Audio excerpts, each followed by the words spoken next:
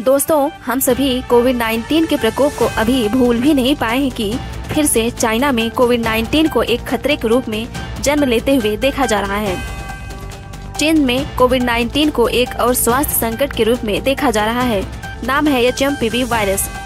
Social media पर चीन से आए फोटोज और वीडियोज ने लोगों को कोरोना का वो दौर फिर से याद दिला रहा है, जिसके बाद भारत में भी इस नाम को लेकर चर्चा बढ़ी है। जिस वायरस की चर्चा है उसका नाम है ह्यूमन मेटा न्यूमो वायरस, जिसे HMPV वायरस कहा जा रहा है। मीडिया रिपोर्ट्स की माने तो चीन में HMPV के मामलों में कुछ तेजी से वृद्धि देखने को मिली है। यह एक रेस्पिरेटरी इन्फेक्शन है। हालांकि चीन ने अभी तक आधिकारिक तौर पर HMPV को महामारी घोषित नहीं किया है। इस बीच भारत सरकार ने वायरस को लेकर अपडेट जारी की है। सरकार की ओर से क्या कहा गया है, ये जानने से पहले आपको वायरस के बारे में जानना जरूरी है। क्या है ह्यूमन मेटानिमो वायरस?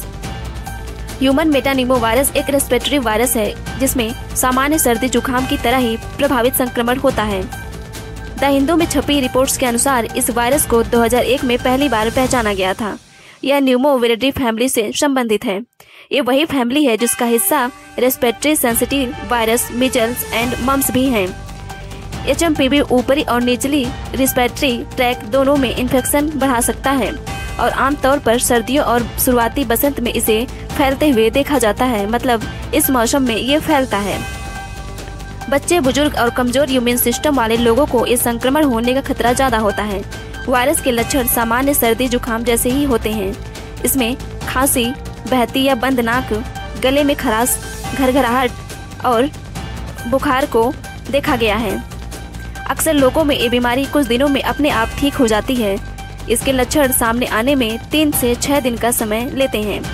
हालांकि इन्फेक्शन बढ़ने पर कुछ लोगों में ब्रोंकाइटिस या निमोनिया जैसी जटिलताएं भी उत्पन्न होने की संभावना होती है, जिसके लिए डॉक्टर की देखभाल की आवश्यकता पड़ सकती है। अब यह वायरस फैलता कैसे है, इसके बारे में जानते हैं। HMPV संक्रमित व्यक्ति के संपर्क में आने से या वायरस वाली वस्तुओं को छूने से फैलता है। ये खांसी, छींक संक्रमित व्यक्ति के साथ या उसके समीप आने से फैल सकता है। हाथ मिलाने या दरवाजे की कुंडी को छूने से या फोन के कीबोर्ड को छूने से भी हो सकता है। क्या इसकी कोई वैक्सीन है? HMPV इलाज के लिए कोई भी वैक्सीन या एंटीवायरस नहीं है।